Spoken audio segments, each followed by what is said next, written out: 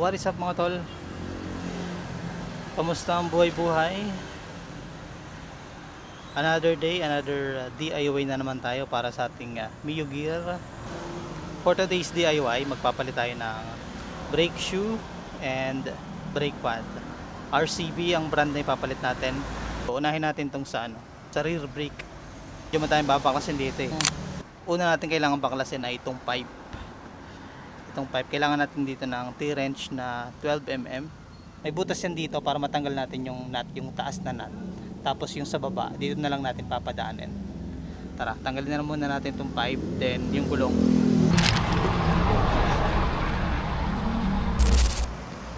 Natanggal ko na yung tornilyo dun sa ilalim, yung dalawa. Dito naman tayo sa bracket. May dalawang tornilyo din to, isa dito sa taas at merong isa dito sa ilalim. Dito sa part na to. Size 12 din pala yung ginamit ko dito. Yan. Sambutin lang natin itong pipe.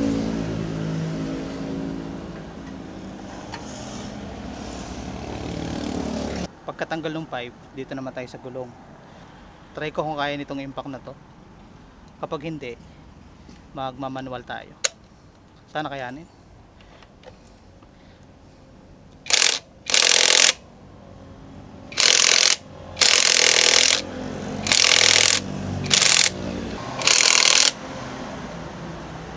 Hindi kinaya. Wala tayong choice. Kailangan natin manualin to na matanggal. Hindi kaya nitong impact na to eh. Sana kayanin ko matanggal. Last time na natanggal to, nagpalit pa ako ng gulong eh. Yeah, pababa to eh. Pababa dapat. Matigas. Gawan ko muna ng paraan para matanggal to. Para palitan natin yung brake. Finally, naluwagan ko rin. Pinahirapan ako to. Bali ginawa ko, naghanap ako ng tubo. Inano ko siya dito para ma-extend yung pwersa natin. Buti natanggal. Natanggal na natin tong gulong. Pawisan ako dun ah. Yung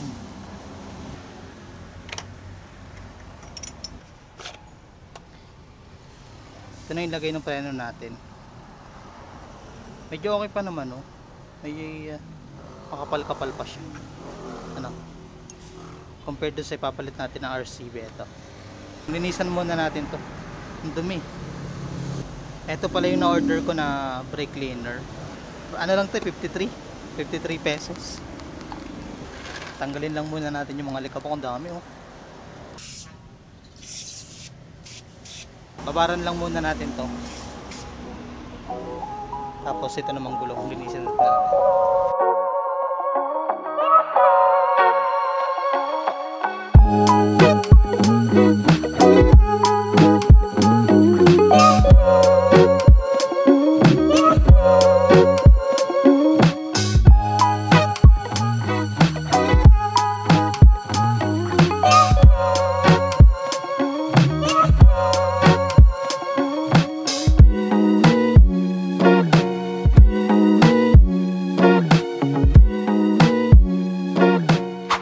Ko na to. Ito na yung pinakalinis na kaya ko.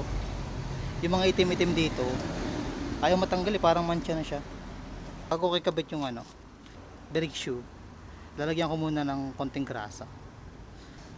Konting-konti lang lagay natin dito sa contact kasi delikado to pag napunta to sa brake eh. Baka mawalan tayo ng preno pag kumalat. Pahid lang. Okay na yan.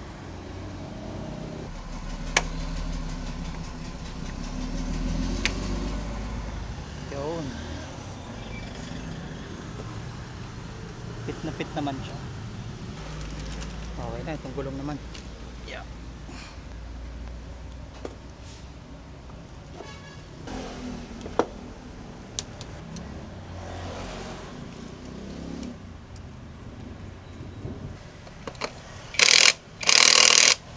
Okay na, nakabit na natin yung brake shoe sa likod. I-adjust ko na lang dito mamaya para sa preference na preno na gusto ko.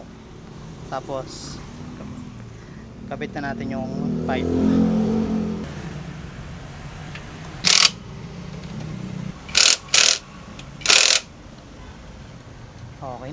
nakabit na natin yung parang dito sa likod. Dito naman tayo sa harapan. Brake pad naman papalitan natin. Dito naman tayo sa brake pad mga tol. Tanggalin lang natin itong dalawang tornilyo dito sa may bracket para matanggal natin itong caliper.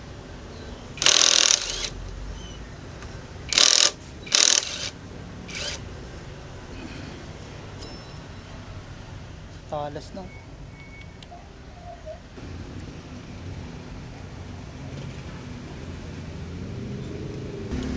Para makuha natin yung brake pad, hugutin lang natin ganun. Hindi pantay yung kain niya, mas manipis yung isa, yung nasa loob kaysa itong nasa labas.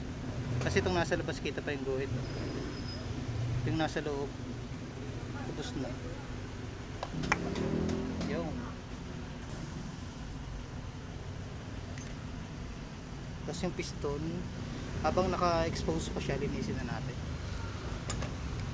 Tanggalin natin pala natin to kasi linisan din natin yun.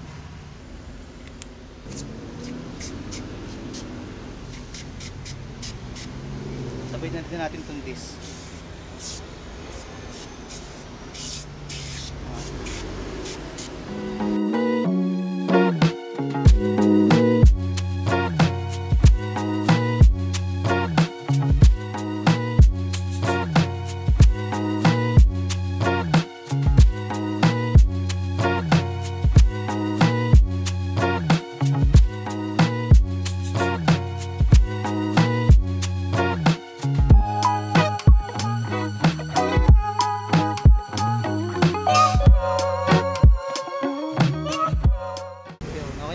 Linisan ko na yung caliper. Ang next naman natin kailangan gawin, kailangan natin matulak tong piston na to paloob para may pasok natin ng maayos yung bagong brake pad. Okay na, natulak ko na yung piston. Balang ginawa ko, nilagyan ko na lang siya dito tapos piniga ko paloob na gano'n. Piniga ko siya gamit to para pantay yung pagpasok niya. Next naman, balik na natin yung mga pinalas natin. Yun, bali ito yung RCB tapos ito yung stock. Pareho naman siya.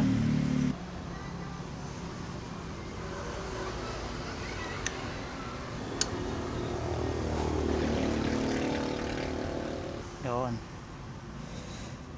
Okay na, na-assemble na natin. Kapit na lang natin sa gulong.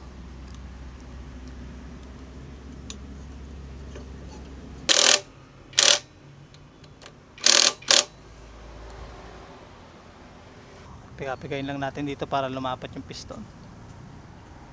Yun.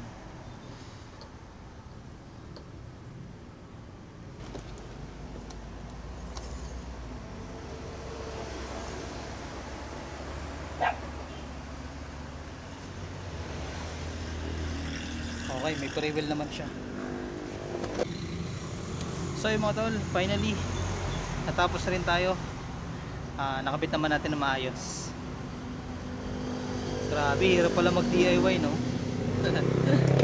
Pero okay lang yun, at least natuto tayo on the process ano. Kahit paano sa pagdi-DIY natin meron tayong natututunan. And kahit paano nakakatipid-tipid din tayo pag di-DIY ano. Madami pang DIY ang gagawin ko dito kasi yung papadalas yung maintenance ko dito sa motor ngayon. Pang daily ko kasi itong motor na to, kaya papadalas yung maintenance natin dito. Siguro next baka magneto cleaning naman tayo. Try ko naman magneto cleaning. O kaya pang gilid na. Basta bahala na. So ayun, baka dito ko na lang din tapusin itong vlog na ito mga tol.